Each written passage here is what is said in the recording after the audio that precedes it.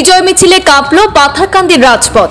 আসামের মধ্যে শতাংশের হারে সবচেয়ে বেশি ভোট বিজেপির পক্ষে পড়েছে পাথারকান্দিতে। এমন অভূতপূর্ব সাফল্যে উজ্জীবিত পাথারকান্দির বিজেপির বিধায়ক কৃষ্ণেন্দু পাল।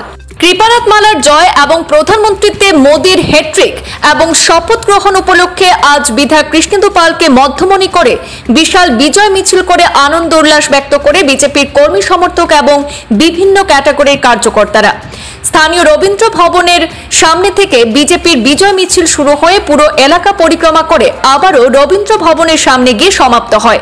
মিছিলে বিজেপি এবং বিধায়ক কৃষ্ণেন্দু পালের জয়গানে বাতাস ভারী করে তোলেন বিজেপির ইয়ং ব্রিগেডরা।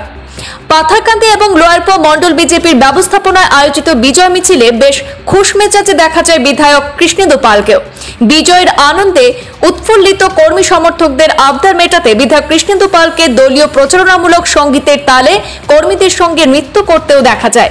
বিজেপির বিজয় মিছিলের সেই দৃশ্য এবং বিধায়ক পালের সেই মন্তব্য আমরা শুনে নেব।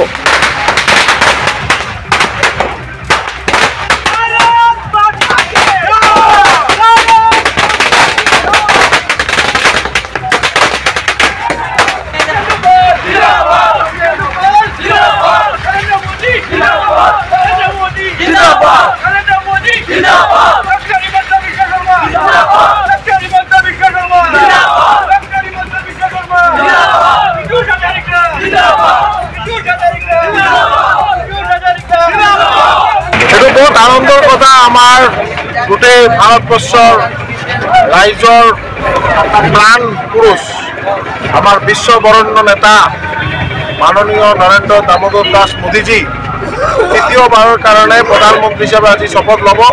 এই উদ্দেশ্যে আমার ভারতীয় জনতা পার্টির পাথারকান্দির সব কার্যকর্তা দুই মণ্ডলের কার্যকর্তা আজি বিজয় উৎসব পালন করে আছে আর নরেন্দ্র মোদীজির কারণে প্রার্থনা করে আছে যাতে এই 5 বছর ভালকে আমার মাননীয় প্রধানমন্ত্রীজি ভালকে কাম কৰিব পারে আর আমার প্রধানমন্ত্রীজির যে ভিশন যে 2047 ভিতৰত ভারতবর্ষ বিশ্বগুরু হব লাগে সেই উদ্দেশ্যে যাতে এই সরকার ভালকে কাম করে এই ভগবানের